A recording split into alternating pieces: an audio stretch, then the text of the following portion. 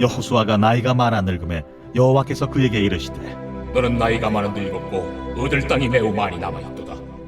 이 남은 땅은 이러하니 블레셋 사람의 모든 지역과 그술 족속의 모든 지역 곧 애굽 앞 시올 시내에서부터 가나안 사람에게 속한 북쪽 에그론 경계까지와 블레셋 사람의 5 통치자들의 땅 곧 가사 족속과 아스돗 족속과 아스글론 족속과 가드 족속과 에그론 족속과 또 남쪽 아위 족속의 땅과 또 가나안 족속의 모든 땅과 시돈 사람에게 속한 무아라와 아무리 족속의 경계 아벡까지와 또 그발 족속의 땅과 해뜨는 곳에 온 레바논 곧 헤르몬산 아래 바알갓에서부터 하맛에 들어가는 곳까지와 또 레바논에서부터 미스르본 마임까지 산지의 모든 주민 곧 모든 시돈 사람의 땅이라.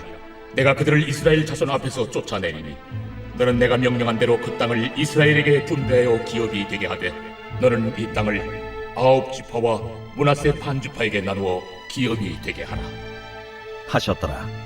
므낫세 반 지파와 함께 루벤 족속과 갓 족속은 요단 저편 동쪽에서 그들의 기업을 모세에게 받았는데 여호와의 종 모세가 그들에게 준 것은 이러하니 곧 아르논 골짜기가에 있는 아로엘에서부터 골짜기 가운데에 있는 성읍과 기본까지 이르는 메드바 온 평지와 헤스본에서 다스리던 아모리 족속의 왕 시혼의 모든 성읍 곧 암몬 자손의 경계까지와 길라앗과 및 그술 족속과 마가 족속의 지역과 온 헤르몬 산과 살르가까지 온 바산 곧 르바의 남은 족속으로서 아스다롯과 에드레이에서 다스리던 바산 왕 옥의 온 나라라. 모세가 이 땅의 사람들을 쳐서 쫓아냈어도 그술 족속과 마가 족속은 이스라엘 자손이 쫓아내지 아니하였으므로 그술과 마갓이 오늘까지 이스라엘 가운데에서 거주하니라. 오직 레위 지파에게는 여호수아가 기업으로 준 것이 없었으니 이는 그에게 말씀하신 것과 같이 이스라엘의 하나님 여호와께 드리는 화제물이 그들의 기업이 되었음이더라. 1859년 6월 30일 나이아가라 폭포 위에서요 놀라운 광경이 펼쳐졌습니다. 프랑스 고개사였던 찰스 블론딘이라는 사람이요 48m 높이에 설치된 그 외줄 위를 아무런 안전장치 없이 18kg의 장대를 들고 걷는 것이죠. 수많은 관중들이 블론딘의 묘기에 열광하자 블론딘이 사람들에게 물었습니다. 여러분, 제가 사람을 얻고도 이 줄을 건널 수 있다고 믿습니까? 그러자 사람들이 일제히 믿습니다 외쳤습니다. 그러자 블론딘이 그러면 제 등에 업힐 사람 한 분 나오십시오 그랬습니다. 몇 명이 나왔을까요? 아무도 안 나왔습니다. 모두가 침묵하면서 블론딘의 시선을 회피했죠. 그때 블론딘의 매니저였던 해리 콜코드라는 사람이요 주저없이 앞으로 나섰습니다. 누구보다도 그의 실력을 알고 있었던 콜코드는 자신의 생명을 맡기듯 그의 등에 몸을 맡겼죠. 결국 블론딘은 그를 업고 무사히 줄을 건넜습니다. 여러분, 믿는다고 말하는 것과 실제로 믿고 몸을 맡기는 것은 전혀 다른 차원의 문제임을 우리가 알 수 있겠죠. 오늘 본문은 바로 이 신뢰의 문제를 보여줍니다. 여호수아가 이제 나이가 많아 늙었습니다. 성경에서 나이가 많아 늙음에라는 표현은 대부분 임종에 가까운 상태를 의미합니다. 여호수아와 갈렙 외에는요 시내 광야에서 계수된 자들 중에 살아남은 사람이 없었습니다. 가나안 정복 당시에 갈렙이 85세였으니 여호수아의 나이도 대략 100세 정도 되었을 것으로 추정이 되기는 합니다. 여호수아가 나이가 많아 이제 전쟁을 이끌 수 없는 상황에 이르렀을 때 하나님은 여전히 이스라엘 앞에 남은 땅이 있다고 말씀하십니다. 블레셋과 시돈 사람의 땅, 레바논 북쪽 산악지대는요 아직 정복되지 않았던 거죠. 하나님은 아직 정복되지 않은 나머지 가나안 땅들에 대해서도 내가 그들을 이스라엘 자손 앞에서 쫓아내리라 6절에서 약속하시면서 여호수아에게 그 땅을 지파별로 분배하라고 명령하셨습니다.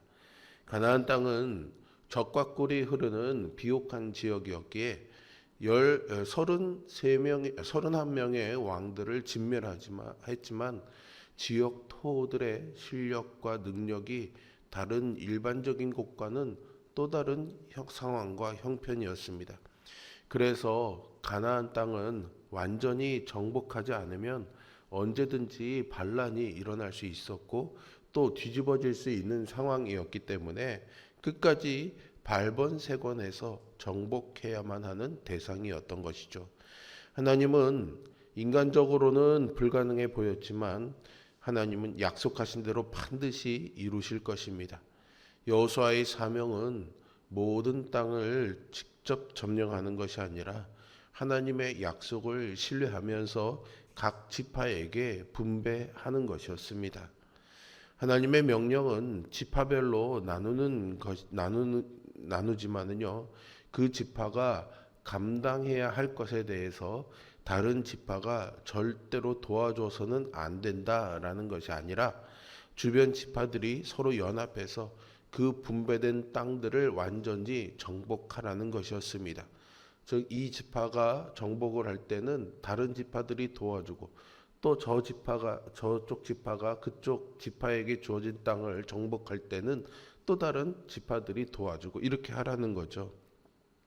앞으로 이스라엘의 각 지파들은 정복과 정착을 동시에 하기 위해서 서로 긴밀하게 연합해서 행동해야 되는 전략적인 상황으로 나아가야 했던 것입니다. 하나님께서는 아직 정복되지 않은 시돈 사람의 모든 땅과 블레셋 족속의 땅까지 포함해서 이스라엘 백성들에게 기업으로 분배할 것을 명령하셨습니다. 따라서 비록 그 땅을 정복하지는 못했다 할지라도요, 이미 그것은 하나님께서 기업으로 주신 땅이었기 때문에 믿음으로 정복하면 틀림없이 얻을 수 있는 땅이었습니다. 그러나 이어지는 이스라엘의 역사는 이스라엘 백성들의 믿음의 부족으로 이 땅들을 완전히 정복하지 못하고 하나님을 잃어버린 영적 암흑기인 사사기로 접어들게 됩니다.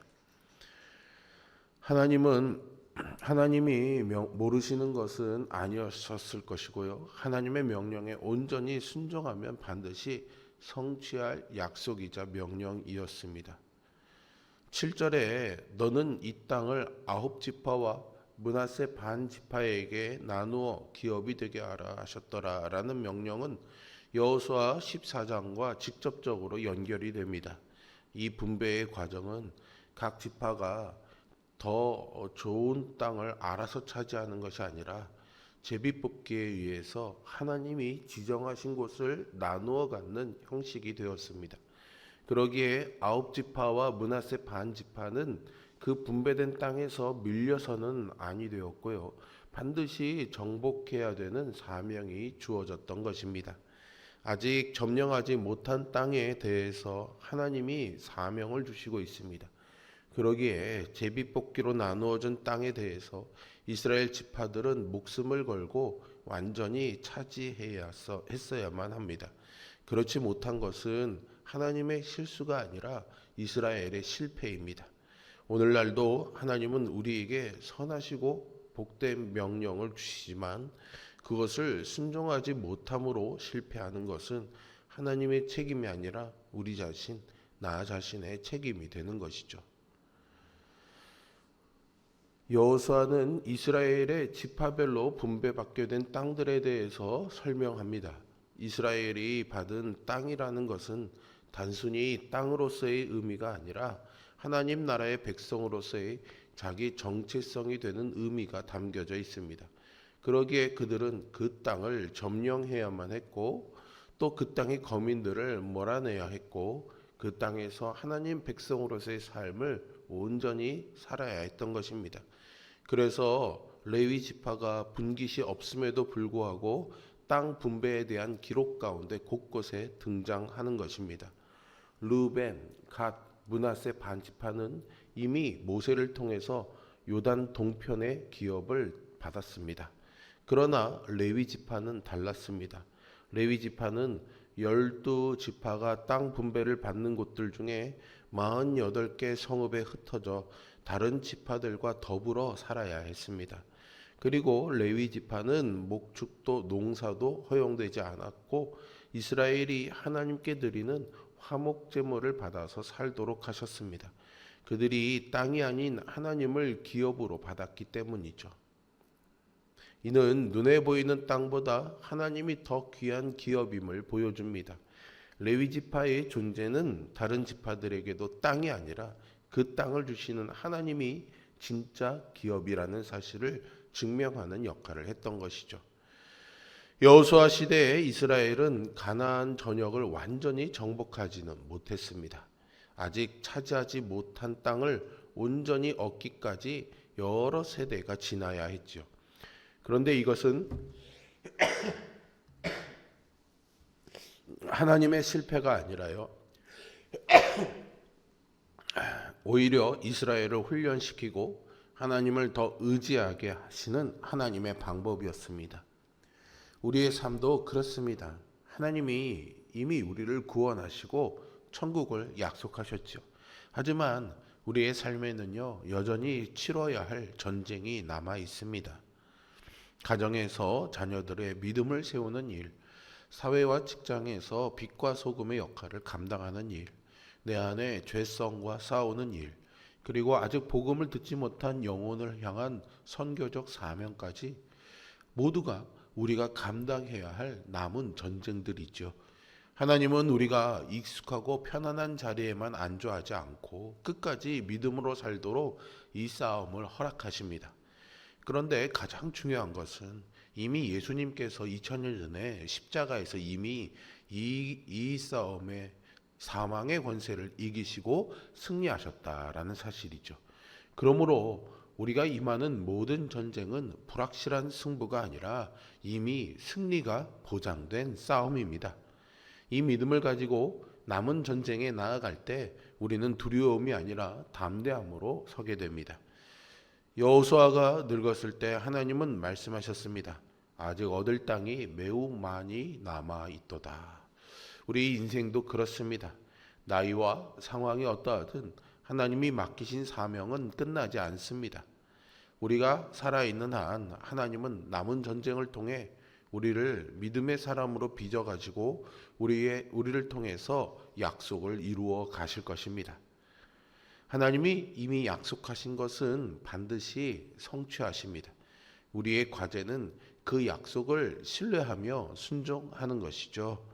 오늘도 하나님이 맡겨주신 이 전쟁을 담대하게 감당하면서 하나님이 주신 약속의 승리를 경험하는 삶을 사는 우리 모두가 될 수 있기를 주님의 이름으로 축복합니다. 기도하겠습니다.